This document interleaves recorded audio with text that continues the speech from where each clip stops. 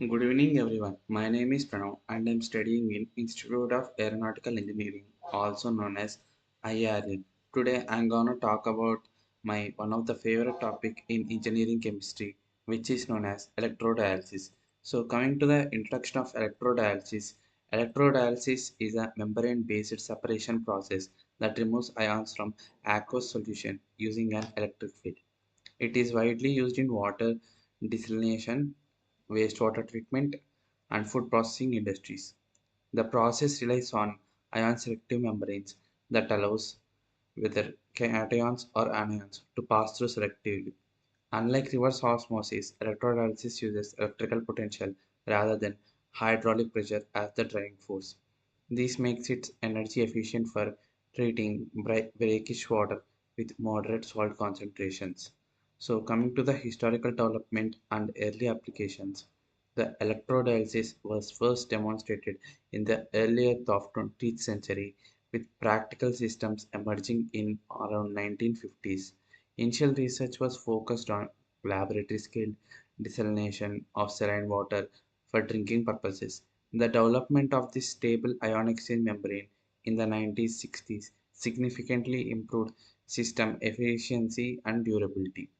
By the end of 1970s, electrodialysis found industrial use in food processing such as deionizing cheese whey. Today, advancements in membrane material continue to expand its applications in environmental and chemical engineering. So the core components of an electrodialysis system includes an electrodialysis stack consists of alternating cation exchange and anion exchange membranes separated by spacers. Cation exchange membranes allow only positively charged ions like Na plus and Ca2 plus to pass through. Anion exchange membranes permit negatively charged ions such as Cl minus and SO4 2 minus to migrate across. Electrodes at both ends of stack apply a direct current to drive ion movement through the membranes. Spacers create spacers create flow channels for feed, concentrate and dilute streams while maintaining uniform fluid distillation. So, coming to the working principle of the electrodialysis, when a DC voltage is applied in it, cations migrate toward the cathode and anion towards the anode. And cations pass through the cation exchange membranes, but they are blocked by anion exchange membranes. Similarly, anions move through anion exchange membranes, but they are rejected by cation exchange membranes.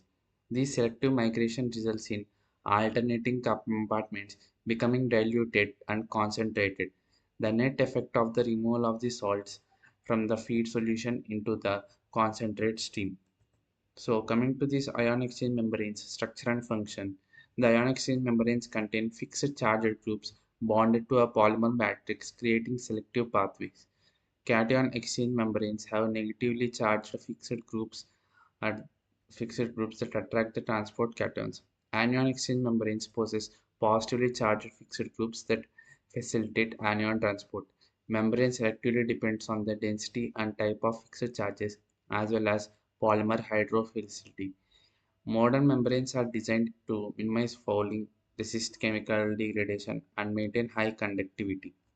So coming to the electrodes and current efficiency, platinum coated titanium or graphite electrodes are commonly used due to their corrosion resistance and conductivity. At the anode, oxidation reactions occur, often producing oxygen or chlorine depending on the electrolyte. At the cathode, reduction reactions typically generate hydrogen gas and hydroxide ions. Current efficiency measures how effectively the applied current drives ion normal, ideally close to 100%. The side reactions and scaling can reduce efficiency, requiring periodic electrode cleaning or polarity reversal. So, coming to these types of electrodialysis configurations, conventional electrodialysis uses a single stack with alternating membranes and constant electrode polarity. Electrodialysis reversal periodically reverses the electrode polarity to reduce scaling and fouling. Bipolar electrodialysis includes special membranes that split water into H plus and OH minus ion for acid or base production. Continuous electrodeionization combines electrodialysis with ion exchange resins for ultra pure water. Each configuration is selected based on feed composition, product requirements, and operational cost. So the key performance in these parameters are current density determines the rate of the ion transport and is limited by membrane capacity and solution conductivity. Salt removal efficiency reflects the percentage of the ions from the feed steam over time.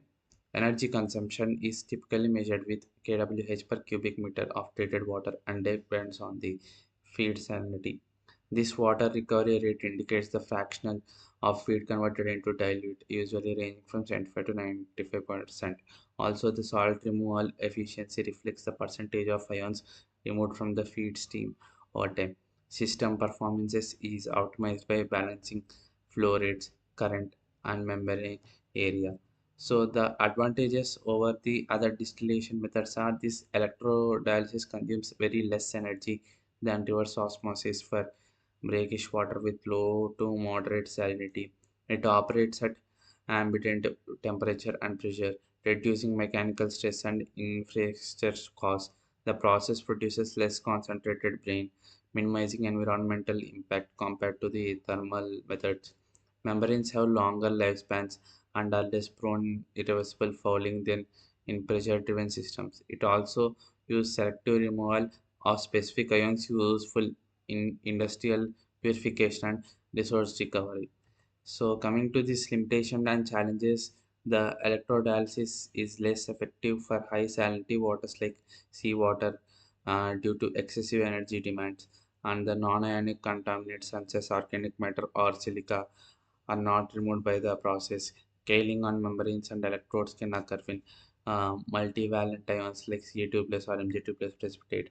Fouling from suspended solids required pre-treatment such as filtration or coagulation. Initial capital cost for membranes and power supplies can be high through operational costs are lower. So coming to the pre-treatment and system irrigation, the pre-treatment typically includes filtration, pH adjustment, and anti-scallant addition of protect membranes. These activate carbon filters may be used to remove organic compounds that cause fouling. Softening units help reducing hardness ions that contribute to scaling into concentrate channels. This integrating electrodialysis with other technologies like ultrafiltration improves overall system reliability. Automated control systems monitor conductivity, flow, and voltage to maintain optimal performances. So coming to these applications in water treatment, electrodialysis is used to desalinate brackish water for municipal and agriculture use. It treats industrial wastewater by recovering valuable salts and reducing discharge volume. In the beverage industry, it adjusts mineral content in bottled water to meet taste standards. Power plants use it to produce boiler feed water by removing dissolved ions that cause scaling. Remote communities employ compact electrodialysis units for decentralized drinking water supply. So this industrial and food processing uses in it in many ways. The dairy industry applies electrodialysis in deionized way, a concentrating proteins for nutritional products. It removes excess salts from fruit juices without heat, preserving flavor and nutrients. Chemical manufacturers use it to purify processed streams and recover acids or bases from waste. In pharmaceutical production, it helps isolate ionic active integrants from fermentation broths. The technology supports sustainable manufacturing by enabling closed loop recycling of processed water. And coming to this environmental and economic impact, and electrodialysis reduces reliance on fresh water sources by enabling reuse of impaired waters. Lower energy use compared to the thermal distillation contributes to reduced carbon emissions. This brine minimization helps in protect aquatic ecosystems from high salinity discharges. These operational costs are competitive for brackish water treatment, especially with rising energy prices. The life cycle assessments show favorable sustainability profiles when renewable energy powers of the system. And coming to these recent innovations and research trends, researchers are developing nanocomposite membrane with enhanced selective and anti-fouling properties. These graphene oxide and layered double hydroxides are being tested to improve ion transport efficiency. The smart monitoring systems use AI to predict membrane fouling and optimize cleaning cycles. These hybrid systems combine electrodialysis with capacitive deionization show promise for low energy desalination. Scalable modular designs are enabling the deployment in decentralized and mobile water treatment units. And coming to these future perspectives in AI and ML integration, machine learning models can predict optimal operating condition based in real-time feed water quality. AI-driven control systems adapt voltage and flow rates dynamically to maximize efficiency and lifespan. Digital twins of electrodialysis stacks simulate performance under varying scenarios for design optimization. Sensor networks collect data on membrane resistance, pH, and conductivity, food predictivity, maintenance algorithms. Integration with the small grid allows electrodialysis plants to operate during low-cost renewable energy periods. Thank you.